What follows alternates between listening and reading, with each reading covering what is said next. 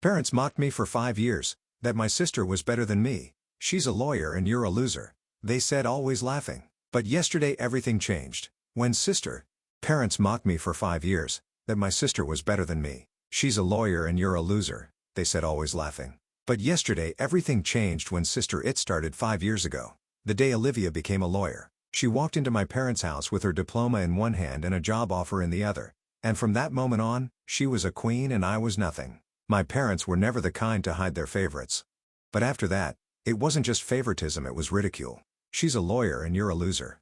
My dad said it first at a family dinner, and my mom laughed so hard she had to wipe tears from her eyes. Olivia didn't even bother pretending to feel bad. She just smiled and sipped her wine like she was already too important to care. From then on it became a running joke. Every holiday, every birthday, every stupid Sunday dinner I was dragged to. If I mentioned my job, my parents would roll their eyes. If I talked about something I was working on, my mom would say, maybe someday you'll finally figure out what you're doing. My father would sigh and shake his head. And Olivia? She got worse over time. Nate the nobody. She once called me in front of a room full of relatives. You should put that on your business card. It went on and on. When Olivia bought a new car, my parents made sure to bring it up every 5 minutes, asking me when I'd finally get something better than my cheap little death trap. When she bought a condo, they asked me when I was going to stop renting. Like a college kid. When she went on vacation, they reminded me that maybe if I'd worked harder, I could afford to do something fun.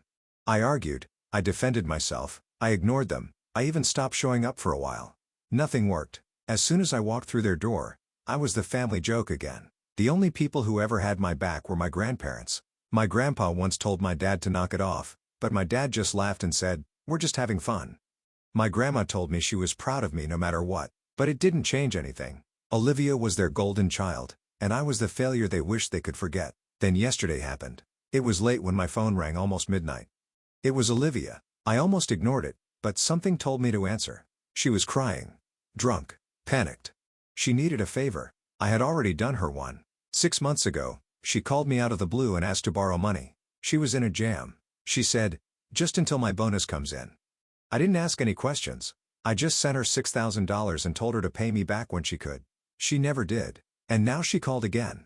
But this time it wasn't just about money. I have nowhere to go. She sobbed. Please, Nate. I should have told her no. I should have told her to find out.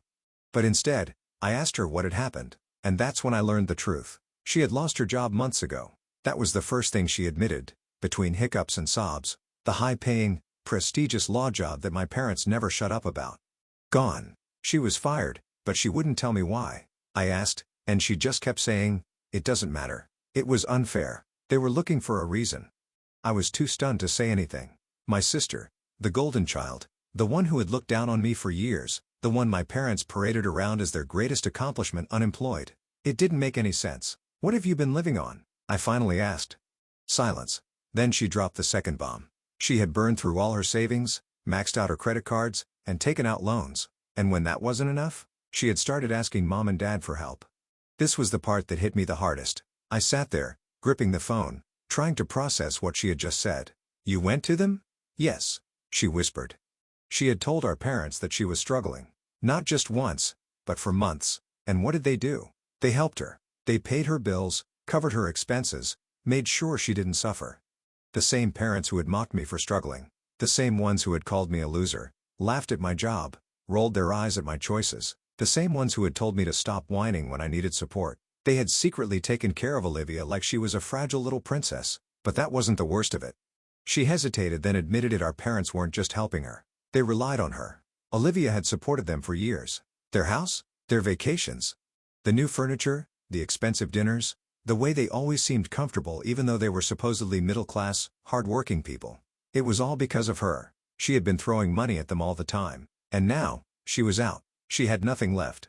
I had to move out of my apartment, she mumbled. I couldn't afford it anymore. I sold my car. I've got nothing left. I sat there stunned. The parents who had told me to man up and figure it out had been sucking up to their daughter all along. The people who mocked me for not making 6 figures were secretly relying on my sister's money to maintain their lifestyle. I wanted to scream. I wanted to throw my phone across the room. Instead, I just asked, so what do you want from me? Silence. Then she whispered, I need help. I let that hang in the air for a long time. It was as if the universe had been turned upside down. My sister, who for years had looked at me as if I were beneath her, was now coming to me and begging for help. The golden child was no longer golden. She was desperate, broke, and alone. I should have felt sorry for her. Maybe the old me would have, but instead I started to laugh. I laughed so hard that I had to wipe my eyes, because suddenly I wasn't the loser anymore, and I knew exactly what to do next. I hesitated before letting Olivia move in. Every part of me wanted to say no, to tell her to figure it out, like I'd been forced to do for years. But something in me, perhaps curiosity, perhaps something darker, wanted to see what would happen if she had no choice but to rely on me. She arrived early the next morning, dragging 2 suitcases and a duffel bag to my door. For someone who had always been so neat, she looked rough. Her hair was a mess, her clothes were wrinkled, and there was a distant, exhausted look in her eyes, as if she hadn't slept in weeks. Emily, my friend, wasn't happy about the situation. She had been there for every cruel comment, every time Olivia made me the punchline of a joke, and she had never forgotten the way Olivia treated her. They had never liked each other, and now they had to live under the same roof. At first, Olivia hardly left the guest room. She avoided conversation, barely made eye contact, and didn't acknowledge the tension in the air. It was clear that she was embarrassed, but it was even clearer that she had no other options. It didn't take long for my parents to find out. My mother called first, her tone overly sweet, pretending to be casually checking in. There was no thank you, no sign that she had changed her mind about me. Just a forced comment about how nice it was of me to help my sister. My dad, on the other hand, didn't even pretend. He called later and tried to convince me that Olivia would be better off living with them. That's when I realized what this was really about. For years, Olivia had been their symbol of success, their proof that they had raised a winner. Now she was living in my apartment, needing my help, completely dependent on me. It was a power shift they couldn't accept. They had spent years telling me I was a disappointment. And now the very daughter they had adored was struggling while I had my life together. They weren't just uncomfortable, they were desperate. The real bomb dropped a few days later. Olivia was on the phone with my mother in the kitchen, her voice soft, but not soft enough. I didn't mean to eavesdrop, but I could hear my mom's voice through the speaker, clear as day. She wanted Olivia to ask me for money. At first I thought I had misheard, but then my mom kept talking, telling Olivia to find out how much money I had, to see if I could help them out, too.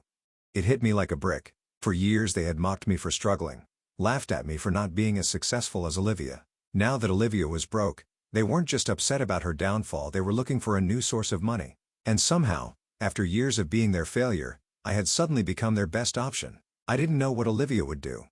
She looked panicked, caught between her loyalty to them and whatever shred of dignity she had left. But in that moment, I knew one thing for certain. I had spent my whole life being the loser in her eyes. Now I was the golden child, and I wasn't going to let them use me the way they had used her. I didn't say anything right away. I just turned and left the kitchen, leaving Olivia sitting there with my mother's voice still coming through the speaker. She must have realized that I had heard everything, because after a few minutes she came to find me in the living room. She looked nervous, as if she expected me to explode. I didn't. I just told her one thing: if she ever asked me for money on her behalf, she could pack her bags and leave. She didn't argue. She just nodded and walked away. But after that, things were different. The dynamic in the house changed. Olivia, who had always been the one looking down on me, now felt small. She wasn't confident anymore. She wasn't the person who used to throw snide remarks at me at every family gathering. She was quiet, uncomfortable, and for the first time in her life, insecure. Emily didn't make things any easier. She didn't rub Olivia's nose in it, but she didn't go out of her way to make her feel welcome, either. If anything, she avoided her completely, staying in our bedroom or making excuses to leave the apartment. I didn't blame her. She had every right to hate the situation. The real chaos began a few days later. My grandparents called and asked me to come over for dinner. They didn't say much, but I could tell something was up. When I got there, I immediately understood why. Olivia was there, sitting at the kitchen table, looking miserable. My parents were there too, their faces set in frustration. This wasn't a normal family dinner. This was a trap. As soon as I sat down, my dad started talking about family responsibilities, how we had to help each other out. My mom chimed in, saying that Olivia had done so much for all of us, and now it was time for me to step up. I sat back in my chair and just let them talk. They weren't even hiding it anymore. They wanted my money. They tried to make it sound noble, like this was about family unity, but I knew what it really was. Olivia had been their bank account for years, and now that she was broke, they were scrambling. And somehow I had become their next best option. I let them go on for a while, pretending to listen. But when they finally stopped, waiting for me to say something, I just smiled and said I wasn't interested. Silence. My dad's face turned red. My mom tried to backpedal, pretending it wasn't about money, that they were just asking for support. But the desperation in her eyes said it all. Then the unexpected happened. My grandmother, who had been sitting quietly the whole time, suddenly spoke up. She turned to my parents and asked them how much money Olivia had given them over the years. She asked them how much they had taken from her. The room fell silent. My parents didn't answer. So my grandmother continued. She said that for years they had paraded Olivia around as the perfect child while they drained her financially. She said they had humiliated me for not being successful, while secretly relying on their daughter to keep them afloat. And now that Olivia couldn't support them anymore, they were suddenly interested in me again. She stopped asking questions. She was angry. My grandfather chimed in too, shaking his head at my parents, calling them out for using their own children. I sat there and watched the whole thing unfold, realizing that for the first time in my life, I wasn't the one being attacked. It was them. My parents tried to argue, tried to spin things, but the damage was done.